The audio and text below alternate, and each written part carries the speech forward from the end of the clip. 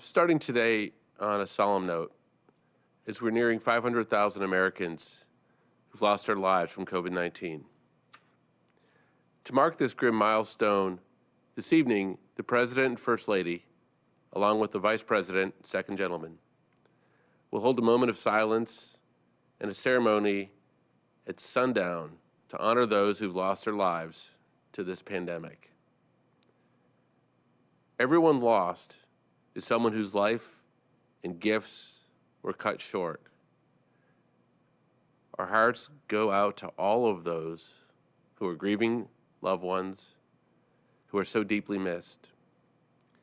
For those of us in the administration, the occasion makes us more determined to turn the tide on COVID-19 so the losses can subside and healing can begin. The President has asked us to use every possible resource to make that happen.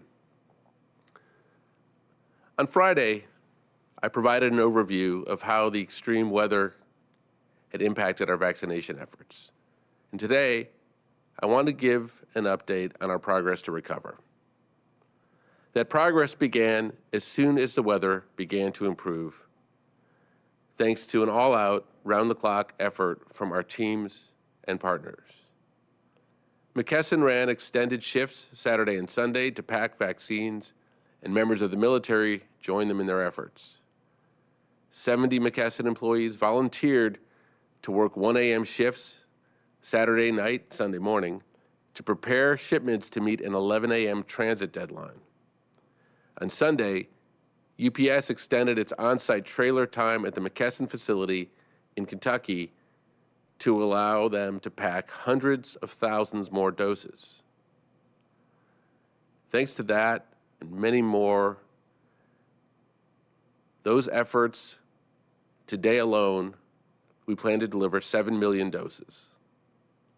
This is a combination of catch-up from last week's doses that were delayed from the weather and doses going out as a normal part of today's normal distribution. I reported on Friday that we would catch up on deliveries by the end of this week. We now anticipate that all backlog doses will be delivered by midweek. But delivering doses to administration sites is, as we know, only the first step. Sites around the country have a significant job ahead of them to quickly vaccinate the public. It will take some time for those sites to catch up. We encourage vaccination sites to follow that same lead of those who are working extended hours to catch up on deliveries by scheduling more appointments to vaccinate the anxious public as quickly as possible. There are still vaccination sites closed from the storm's impact.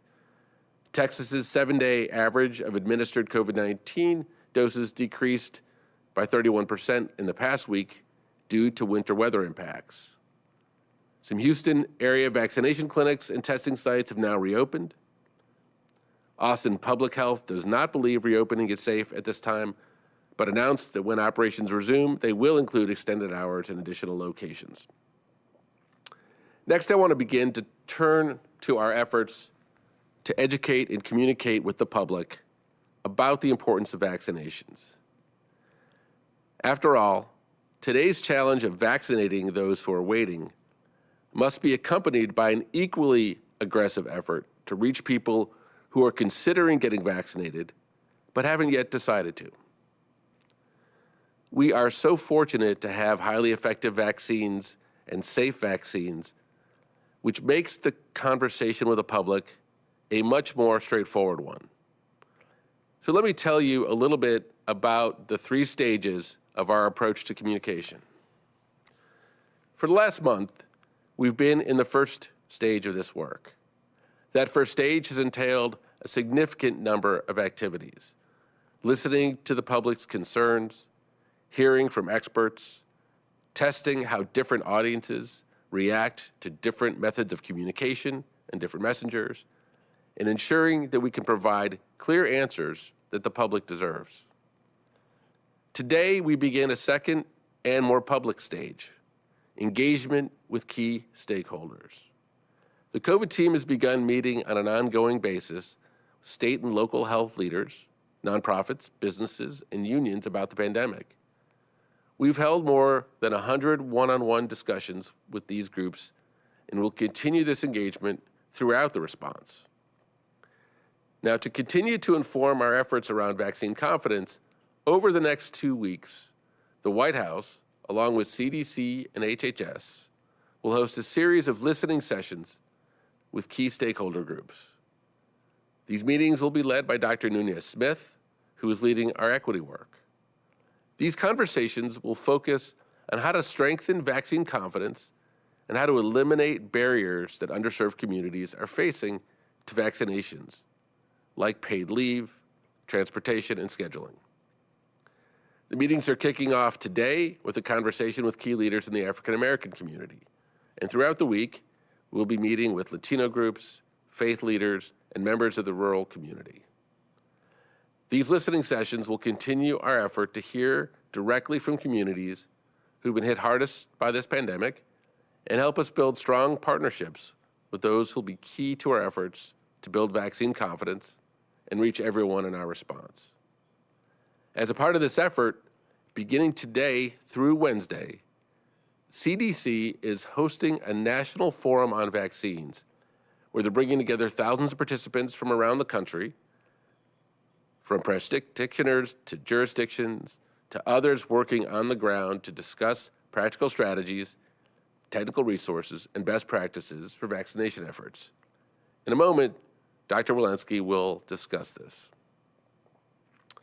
All of that continues our work on not only a whole of government response, but to leverage the best existing resources outside of government to end this pandemic as quickly as possible. And our third phase, the public education campaign, will be timed for maximum effectiveness and designed based on both our learnings and take full advantage of the participation of many throughout the country. So with that update, I will turn it over to Dr. Walensky and then from there to Dr. Fauci, and then we'll take your questions. Thank you, Andy. I'm glad to be back with you today. We continue to see trends head in the right direction, but cases, hospital admissions, and deaths remain at very high levels. COVID-19 in the United States has been declining for 5 weeks, with the 7-day average dropping 74% since the peak 7-day average on January 11th. The current 7-day average, approximately 66,000 cases per day, is similar to that seen during last summer's peak. Cases remain significantly elevated. And the 7-day average for new hospital admissions, 6,500 a day, reflects a 60% decline since the peak 7-day average on January 9th. The lowest the 7-day average in new hospital admissions since last fall. The number of reported deaths also continues to decline, with the 7-day average slightly more than 1,900 deaths, dropping 39% compared to the prior 7-day average. This is the lowest since the beginning of December. However, this 7-day average is counterbalanced by the stark reality that this week we will surpass 500,000 COVID-19 deaths in the United States. A truly tragic reminder of the enormity of this pandemic and the loss it has inflicted on our personal lives and our communities. While the pandemic is heading in the right direction, there is still much work to do.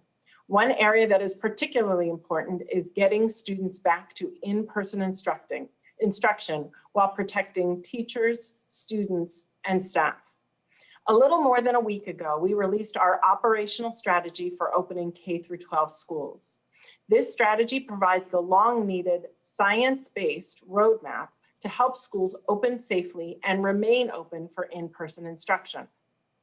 Since the release of this strategy, we have been working closely with the Department of Education, public health partners, and education partners, including teachers and other school staff, to increase awareness of the guidance and to support its use in ongoing discussions and planning efforts for school reopenings. The goal is to achieve the reopening of schools safely.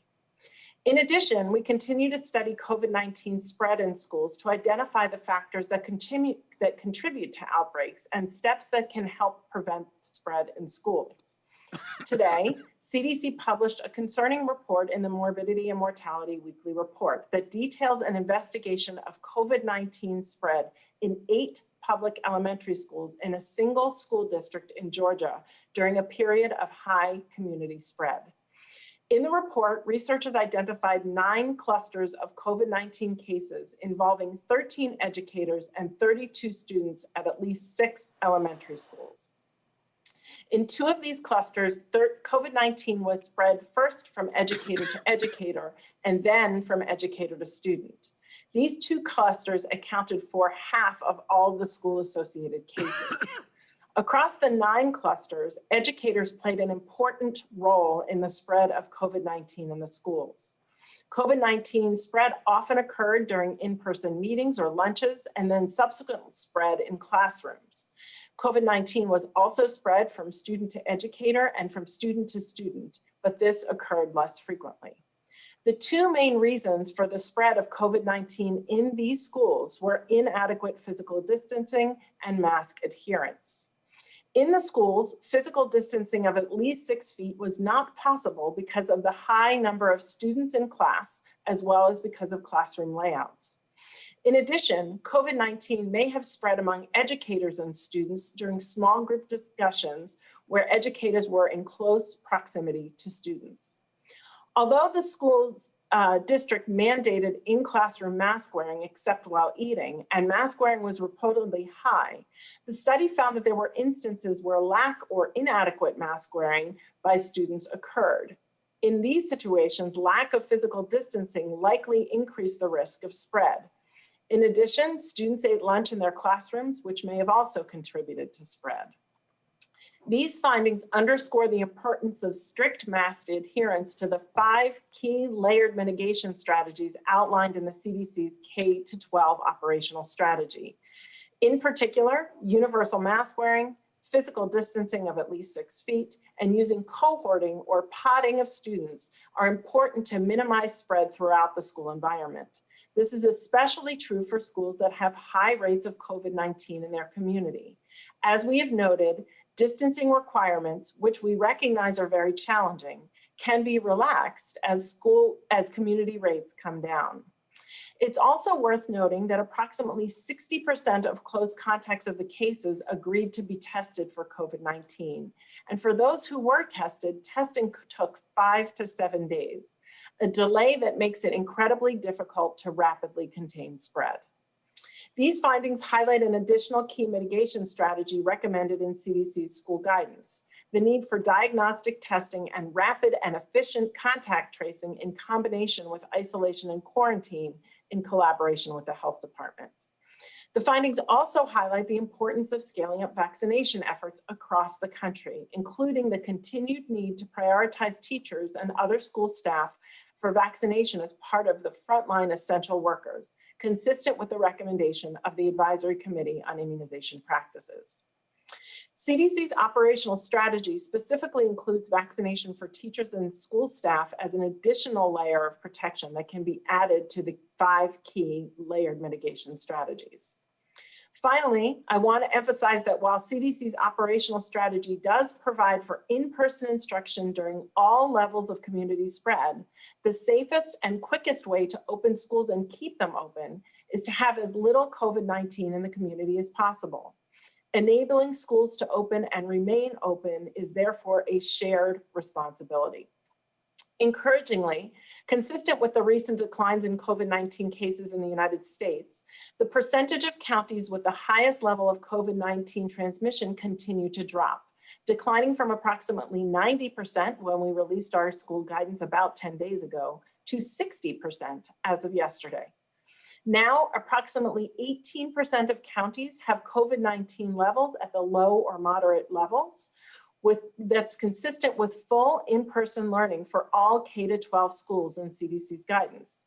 And 22% are at the substantial level, consistent with hybrid learning or reduced in-person attendance for all K-12 schools. For the 60% of counties that remain in the red zone, the counties with high transmission, we encourage at least the K-5 students to return to school in hybrid or reduced in-person attendance.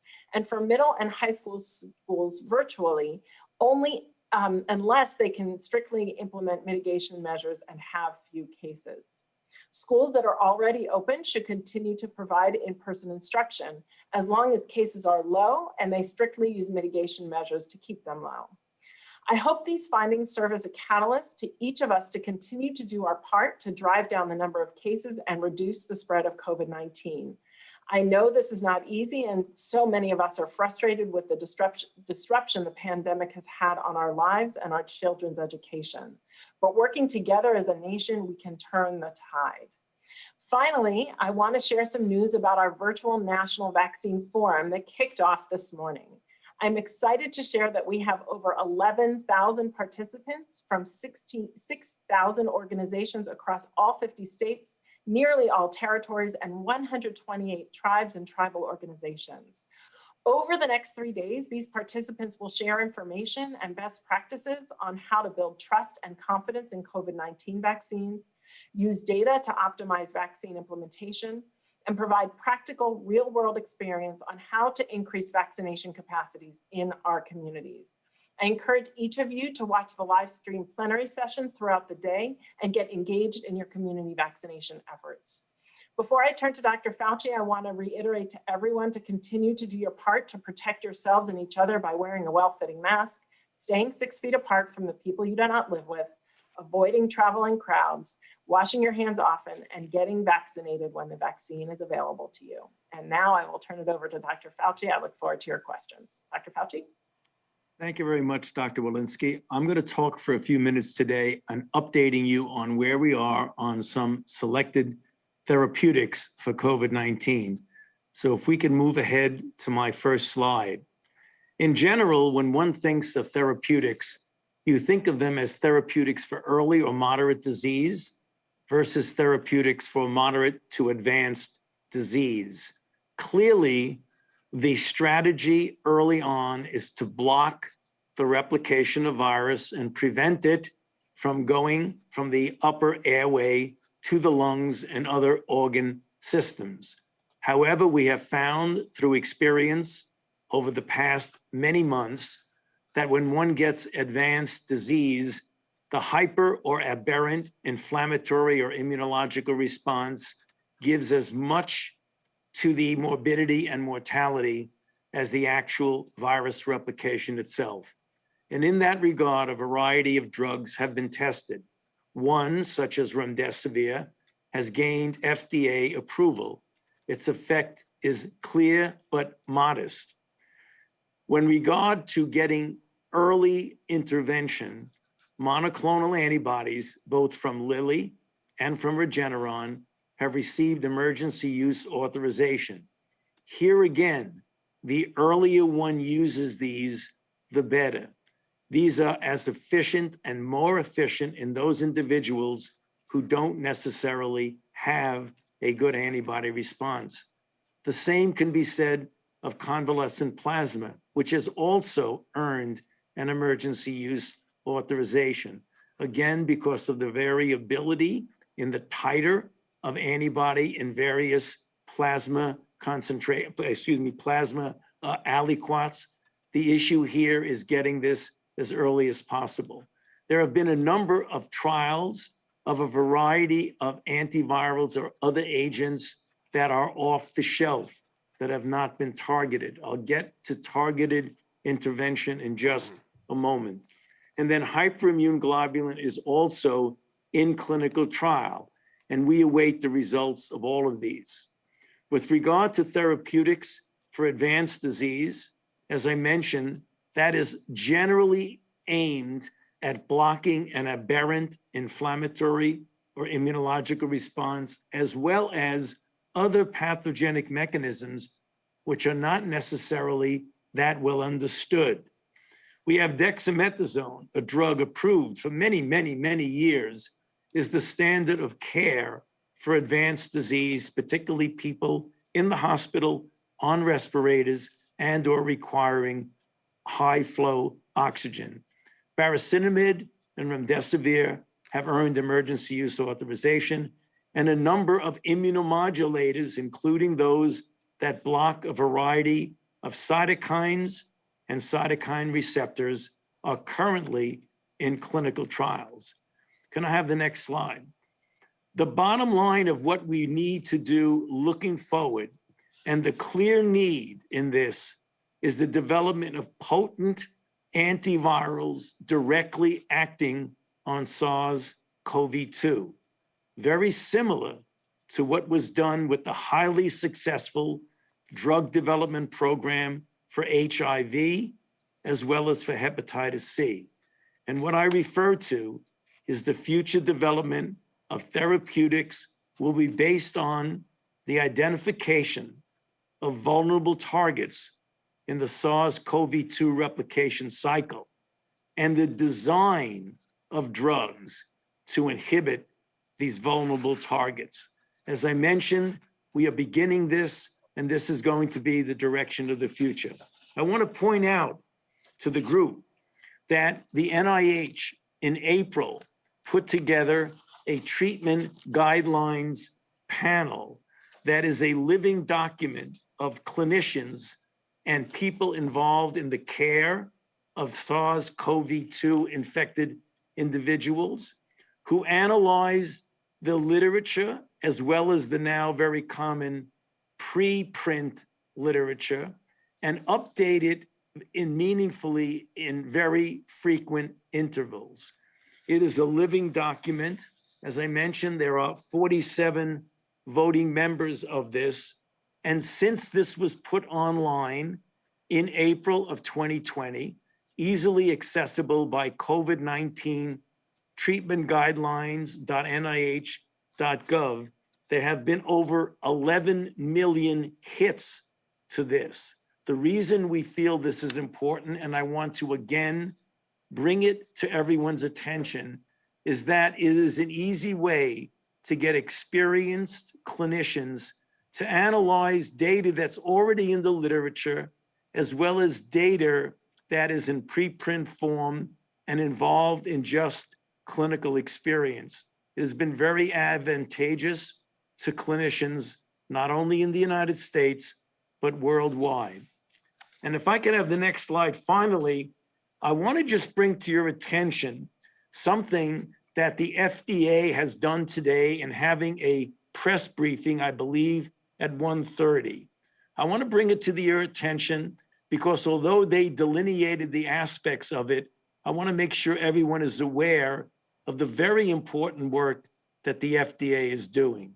And that is, they are guiding the medical product developers by updating their guidelines on how they address the virus variants.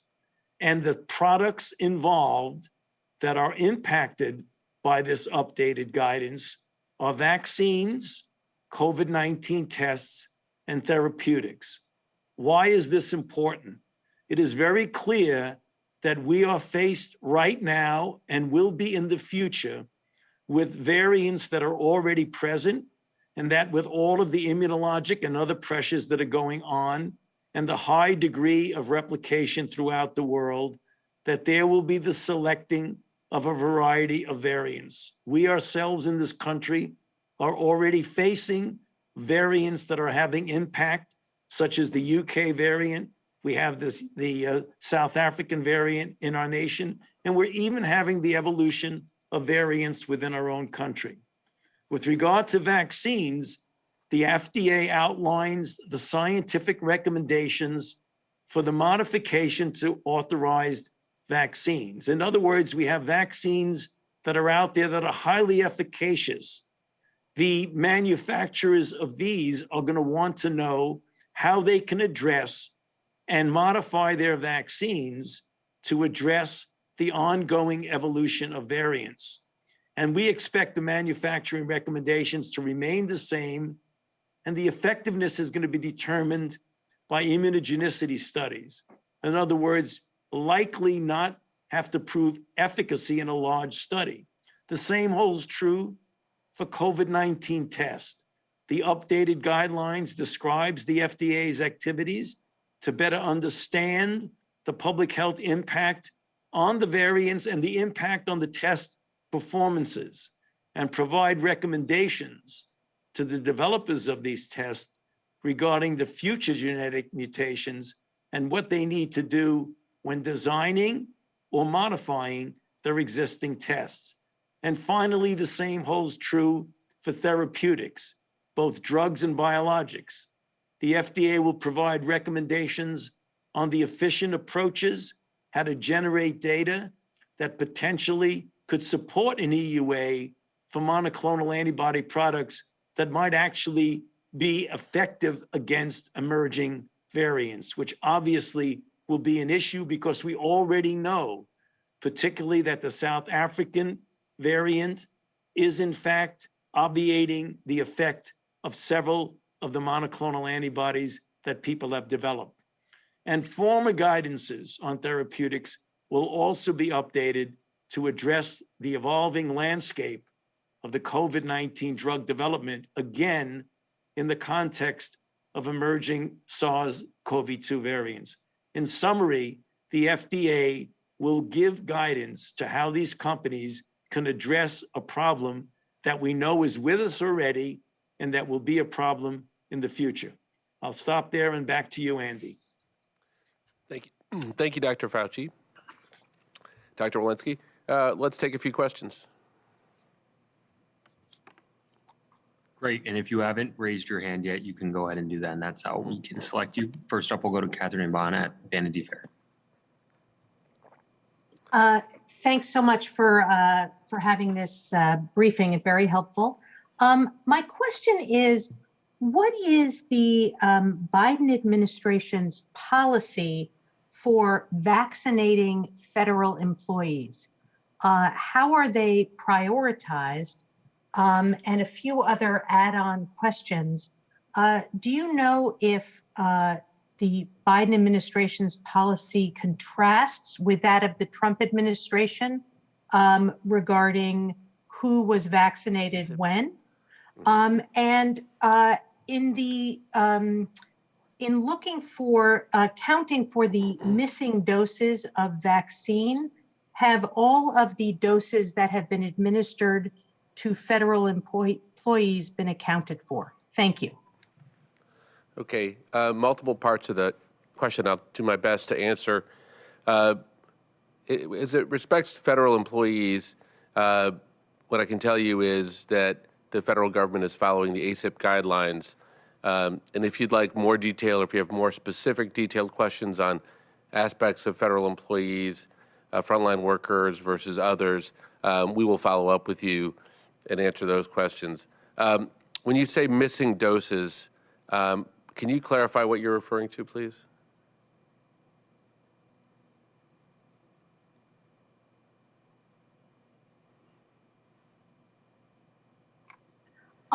Yeah, Dr. Walensky had spoken some time ago about vaccine doses that could not be accounted for. And there was a question of whether that was due to a lag of reporting from the states to Tiberius. And my question is, have all of the doses that have been used for federal employees been fully accounted for?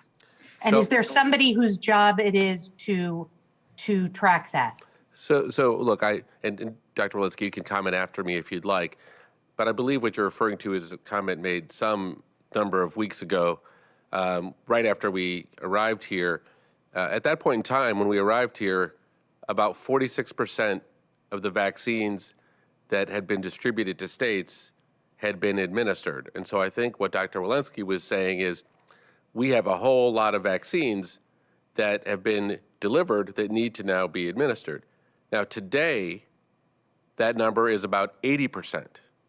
So we were at 46%, and now we're at 80%. And we applaud the states and the vaccinators and everyone involved in improving that effectiveness. So I don't think, and again, I will invite Dr. Walensky to, of course, correct me if I'm wrong, that she was referring to quote unquote missing vaccines, simply that we needed to get the vaccines that had been delivered to be administered more effectively and more efficiently and more equitably. Dr. Walensky? Yeah, I don't have much to add. I think when we came into the administration, we had to make sure we could follow all the paths and where all the doses were, and I think we've done so just as you comment. Thank you. Next question. Next, we'll go to Chris Majurian at Los Angeles Times. Hi, everyone. I was interested in your thoughts on the messaging around the vaccines. There's a lot of conversation about how you need to keep doing the same things even after you get vaccinated. You know, like wearing a mask, not seeing your family, things like that. Do you think that's preventing people from being more enthusiastic about getting vaccines? And may we see that change in the future? Well, I'm going to invite both Dr. Walensky and Dr. Fauci to comment on that, and then I will as well if there's anything to add. Yeah, actually, look, I'll start. Whatever. I'll start off and be very brief and hand it to Dr. Walensky. There are certain aspects of being vaccinated and what that means to you personally and your own personal safety and that of your family versus what vaccines will allow you to do in society. One relates to you yourself being vaccinated, and the other relates to the number of people and the relative percentage of people in society that will be vaccinated, because there will be things that you will not be able to do because the burden of virus in society will be very high, which it is right now. Even though we're going way down on the decline that Dr. Walensky showed you, we are still at an unacceptably high baseline level, with the 7-day average being quite high. So there are things, even if you're vaccinated, that you're not going to be able to do in society. For example, indoor dining, theaters, places where people congregate. That's because of the safety of society.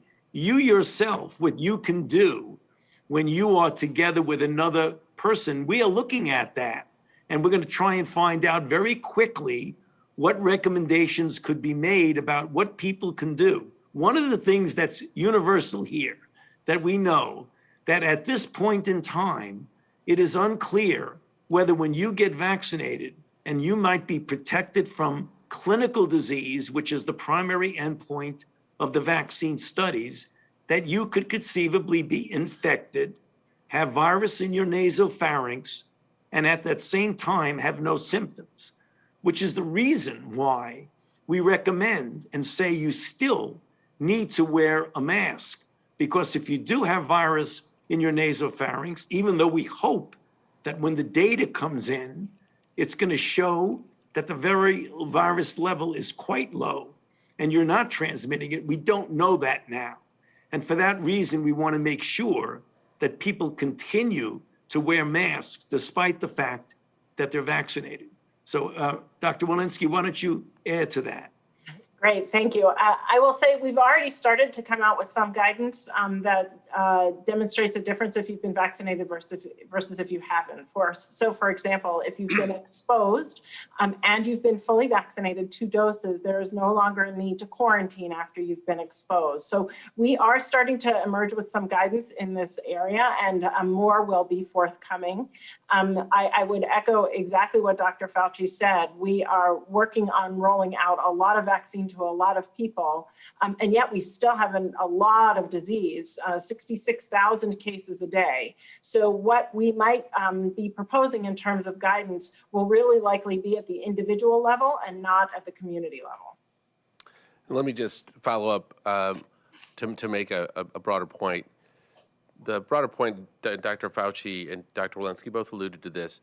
The scientific team, the president as the scientific team, including prominently Dr. Fauci and Dr. Walensky, very much working together on those sets of recommendations. And I think it is in our interest to make sure they release information based on data, not on, to the tenor of your question, trying to convince the public of something that isn't necessarily based on data. I think that you will hear that consistently from this administration. I will tell you that people are interested in taking the vaccine in large numbers for the same reason people are interested in taking the vaccine for MMR and for the flu, because they want to live. They don't want to be sick and they don't want to die. And that is a very important benefit that people don't often talk about quite as much, but that the public, we believe, clearly understands. So beyond that, what we're able to do as a society, the scientific team is going to continue to study based upon prevalence, based upon vaccination levels, and based upon the data, and we'll come out with more. And there are plenty of commentators outside of the government that are, of course, expressing their own views and their own opinions. And so I think that's a part of the discourse, but it's not one that we are going to jump into too hastily. Next question. Next, we'll go to Aaron Banco at the Daily Beast. Hey there. Thanks so much for doing this. I have two questions for you all. The first question is about issues surrounding the CDC vaccination tracker. A lot of state officials that we spoke to over the past couple of weeks were dissatisfied with how their state was being reflected in that vaccine tracker. I want to know if there have been any steps to clear up that data, whether those concerns have been dealt with, and what the issue was there. Dr. Walensky. Yeah, thank you for that. We are actively working on the vaccine tracker. We recognize there are challenges in rolling it out, and we are working to fix them imminently.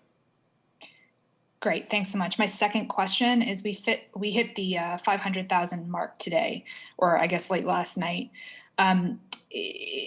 Some officials and health experts have said that we are almost certainly undercounting COVID-19 deaths in this country. I wonder if any of you could speak to that, and whether or how confident you are in whether more than 500,000 people have died as a result of COVID-19 in this country. And I also haven't seen a mortality study done yet since the pandemic began. Is that going to happen, and when might that be published? Thanks. Dr. Walensky? Yeah, I mean, I think we can, even if we were perfectly precise in how we defined COVID-19 early on as we were learning about the disease, and we were accurate in our counting, I think we can sort of understand that there has been excess mortality from this pandemic outside of COVID-19 specifically. So people who delayed in getting medical care, many, delayed in coming in. So I think that when history writes this, we will understand that the mortality related to this pandemic is far greater than the numbers that we have been counting for numerous reasons. There have been numerous mortality studies that have been done, and I'm certain there will be more forthcoming because we are continuing to accumulate mortality, unfortunately. Okay. Next question. Last question, we'll go to Maggie Fox at CNN. Thanks very much. Can I ask about the Johnson & Johnson vaccine? If it wins emergency use authorization, what are the plans for distributing the initial supply? Have you got a number in mind for how many doses you think you'll have? And will they go to the states? Will they go to retail pharmacies? Will they go to some of these independent retail pharmacies? Can you talk a little bit about what your plans for that are? So I think we're going to wait on that until after the FDA does its work, and then after the ACIP does its work, all consistent with our philosophy of letting the science go first. Once we understand what the scientific community has to say, we will then be in a position to answer, I think, the very relevant questions that we need science's advice on. And again, this is the president's directive to let science lead, and then we will rapidly follow that up with a strategy, both distribution and targeting and otherwise, that reflects that. Dr. Walensky or Dr. Fauci, are there anything you would add to that? No, that's precisely correct. It's very important because the FDA is going over the data very, very carefully. They're meeting with their VRBPAC, and that in the data, there may be hints about just how this would be used most appropriately and most effectively. When we find that out, then the policy of the distribution would become much more scientifically based, as Andy has said. And then right on its heels will be the ACIP from the CDC to sort of give some guidance as to how it should be rolled out. Can I just follow up a bit, though? Do you have any idea of how many doses there will be? The science isn't guiding that. You know whether they're manufacturing and where they are in that. Yeah. No, they've been contracted for 100 million doses, which we will hopefully get by the end of June, the beginning of July. The rollout of that, there will not be a lot of doses right on the heels of the EUA, but that will accelerate as we get into the months towards the contractual arrangement of when 100 million doses will be given. Yeah, and we'll be speaking to that also. But again, we're going to wait for the FDA and the ACIP to do their work, and then I commit to you, you'll be hearing a lot more, presuming that the EUA is granted, and we're not, of course, going to take anything for granted, but presuming that that happens, I commit to you, you'll be hearing a lot more about all of those topics. I want to take the opportunity again to thank you for listening in to the briefing, and on this solemn day to encourage you to watch the President's remarks this evening with the Vice President, the First Lady, and the Second Gentleman, to remember the 500,000 people that we've lost. And we will look forward to bringing you more information later in the week, of course. Thank you.